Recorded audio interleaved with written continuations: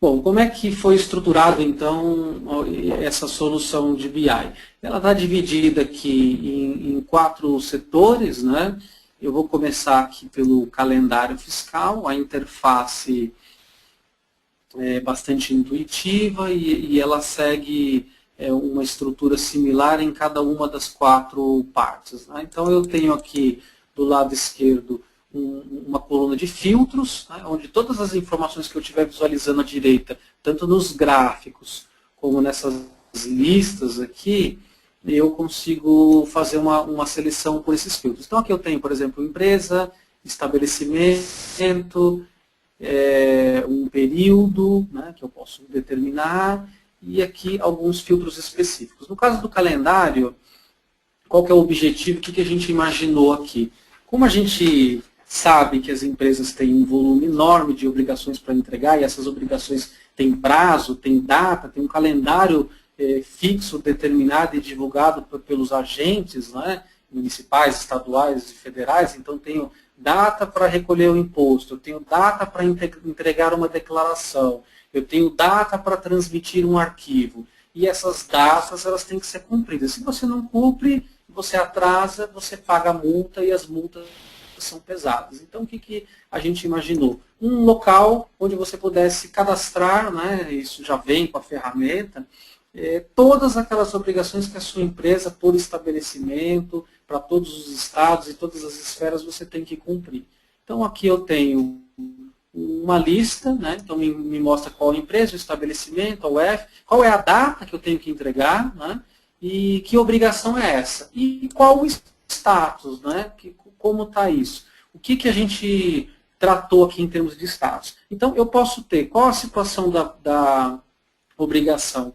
Ela pode ter sido não entregue ainda, né?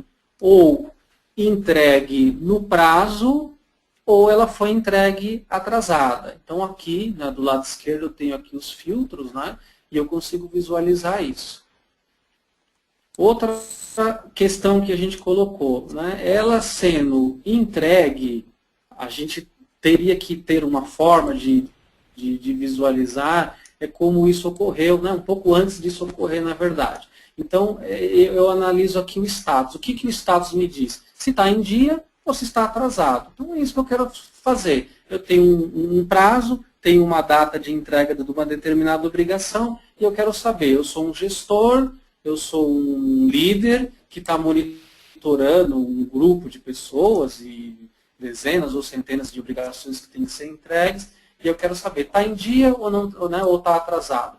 E muitas vezes, até o que nos interessa mais ainda, é aquilo que está em dia, que é esse exemplo aqui, né, que eu estou mostrando com o mouse, quer dizer, ela está em dia, né, mas eu tenho pouco tempo hábil para executar. Então, o que significa isso? Risco de atraso. Como que a gente faz isso? É feito um parâmetro na ferramenta. Então, eu indico que para aquela obrigação, o prazo ideal é que ela fosse entregue antes de 24 horas ou antes de 48 horas do prazo. Então, quando entrar nesse período de 48 horas de antecedência ao prazo final, ou, por exemplo, 24 horas, ela coloca em alerta. Ela fala, olha, está em dia, só que você tem o risco de não entregar. Ou já está atrasado.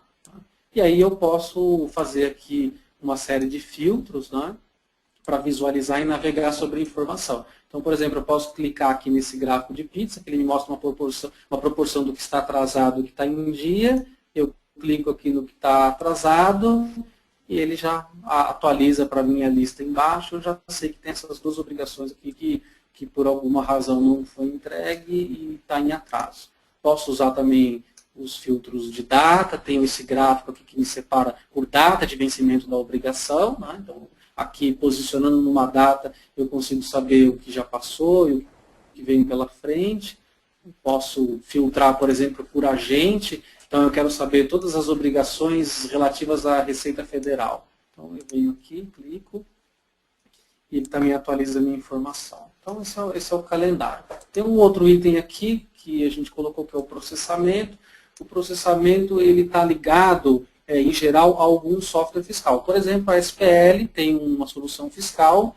Essa solução fiscal faz a geração dos arquivos, e o BI aqui ele está apontando para uma base onde ele controla a geração dessas obrigações. Como eu disse, se eu posso ter milhares de obrigações para gerar, isso acontece na prática hoje em muitos clientes nossos, seria interessante eu saber como está esse processamento. Então, aqui no gráfico eu visualizo desses processos que estão executando, por exemplo, num servidor para gerar esses arquivos, o que foi concluído, o que está concluído com erro, o que ainda está em execução, o que ainda está pendente.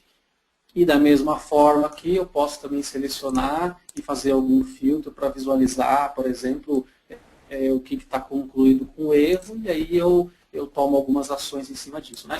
Todas as telas aqui do sistema, né, os dashboards, os gráficos, ou as listas, eu tenho aqui esse ícone onde ele me permite fazer uma exportação para vários formatos, né, incluindo o Excel, que ajuda muito, né, a gente, e a questão de outros formatos, por exemplo, como o PDF e outros aqui. Então, bom, então eu falei aqui da questão do processamento, é importante para a gente monitorar o que está acontecendo, a questão do calendário fiscal, e agora eu vou passar aqui para a auditoria. Né? Então, a auditoria, qual é o conceito que está por trás aqui do BI na auditoria? Lembra daquele fluxo que eu coloquei, que a gente tem um software RP, em algum momento eu preciso de um software fiscal.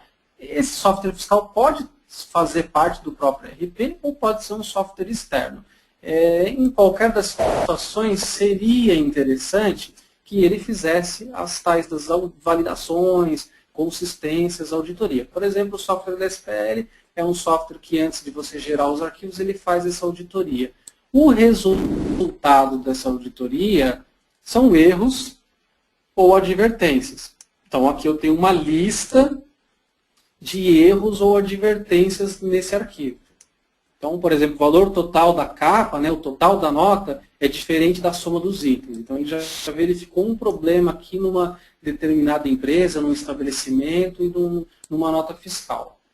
E aqui eu resumo isso num gráfico. Então, eu tenho aqui, por exemplo, na minha base está carregado o mês de fevereiro e o mês de março. Eu tenho aqui 9.170 erros no mês de fevereiro, 11.000 no mês de março, e eu consigo visualizar embaixo uma lista desses erros. Então, mais uma vez aqui do lado esquerdo, eu tenho como fazer filtros por empresa, por estabelecimento, por UF, ou, por exemplo, por tipo de erro. Né? Então, eu quero, aí cair aquele conceito de estratificar os problemas para analisar. Então, eu quero visualizar primeiro erros de CFOP inválido por uma nota fiscal de entrada. É um tipo de erro que uma auditoria pode te mostrar. Então, eu seleciono aqui, clico nesse botão, ele atualiza para mim os gráficos e eu passo a ter aqui uma lista atualizada disso. Né? Aqui em cima eu não comentei ainda, mas eu tenho uma outra forma de filtrar a data, que é essa barra aqui de rolagem. Então aqui eu consigo selecionar, depende do que eu tenho na minha base. Eu posso ter 1 ano na base, 2 anos, posso ter alguns meses, e aí aqui eu vou fazendo uma navegação em cima do período. Então se eu seleciono 1 ano, ele me estratifica por mês. Se eu seleciono 1 mês, ou um período menor, como eu tenho aqui, ele vai me estratificando por semana. Então é uma barra inteligente que ajuda você a navegar no volume de informações que você tem na base de dados, que pode ser um volume grande. Né? Eu vou limpar aqui de novo. Também posso acessar esses erros olhando aqui no gráfico de pizza. Né? Então eu quero, por exemplo, listar esses 346 erros que estão aparecendo aqui. Eu clico aqui no gráfico de pizza, ele atualiza para mim. Então, desses 346, 92 em fevereiro, 254 em março. E aqui eles estão listados aqui embaixo. Se eu quiser, posso exportar novamente para um Excel, um Word, um PDF ou qualquer outro formato. Eu vou testar aqui gerar um relatório em PDF. Isso é importante porque, dependendo dos erros, eu posso ter que enviar isso para alguma pessoa em específico. Então, eu atacho, envio por e-mail. Então, está aqui o relatório que eu gerei em PDF, poderia ser o Excel ou outro formato, né? Então, limpo aqui. Vou resetar as informações. Então, esse é o módulo de auditoria. Então, tenho aqui um outro tópico, nosso último aqui, que são os documentos fiscais. Essa visão é realmente muito interessante e muito usual para os, né, para as pessoas da área fiscal. Mais uma vez, aqui do lado esquerdo tenho filtros por empresa, filtros por estabelecimento. Posso usar a data, um período, né? Tenho aqui filtros específicos dessa visão. Então, tenho situação do documento, tenho, por exemplo, o CFOP e tenho a UF. E aqui ele me separa, né? Então, eu tenho esse pizza por estabelecimento, então tem uma separação dos documentos, o valor contábil, né? Que é o valor total da nota por estabelecimento, ou por UF. Aqui em cima eu tenho separado por entrada e saída, né? Então, no período que eu estou posicionado, eu tenho fevereiro e março, total das entradas, total das saídas, valor contábil. Posso vir aqui e alterar, para ter uma visão, por exemplo, por ICMS. Então, o total de ICMS de entrada foi 49 mil em fevereiro. Essa é a informação que eu visualizo aqui. Ou por situação de documento, também posso mudar aqui para ICMS. Ou um resumo por CFOP, que interessante também, né? ICMS, eu posso voltar para o valor contábil. Aqui eu navego essas faixas de cores, elas me indicam, cada uma é um CFOP. Então, por exemplo, CFOP 5101, eu tenho 408 mil, que é referente à venda de produto do próprio estabelecimento. Aqui uma visão por situação tributária, também vou mudar aqui o imposto, né? E ele estratifica para mim, embaixo ele me lista. Então, eu vou fazer aqui, por exemplo, um filtro, vou escolher uma filial Barra da Tijuca. Vou descer aqui no SFOP, vamos escolher um aqui, por exemplo, compra de material para uso e consumo, que é uma operação de entrada, né, para a filial da Barra da Tijuca. Selecionei aqui, ele já atualiza meus gráficos, né? Aqui essa operação não tem ICMS, só tem valor contábil, então foram R$ 463. E os gráficos atualizados, aquilo que está em branco é porque não tem valor, todos os impostos não são obrigatórios, né, para todas as operações. Vou jogar o valor contábil aqui e aqui embaixo uma listagem, né, das operações somente da filial Barra da Tijuca e somente dessa operação, que eu também mais uma vez posso vir aqui, exportar para um Excel, Word, PDF, diversos formatos. Abro o meu relatório. Então, é importante que isso dá uma independência maior para o usuário da área fiscal. Flexibilidade. Importante lembrar aqui também que a plataforma onde foi construído é uma plataforma extremamente poderosa. Isso significa que ele pode ser ampliado, né, para outras visões, outros dashboards.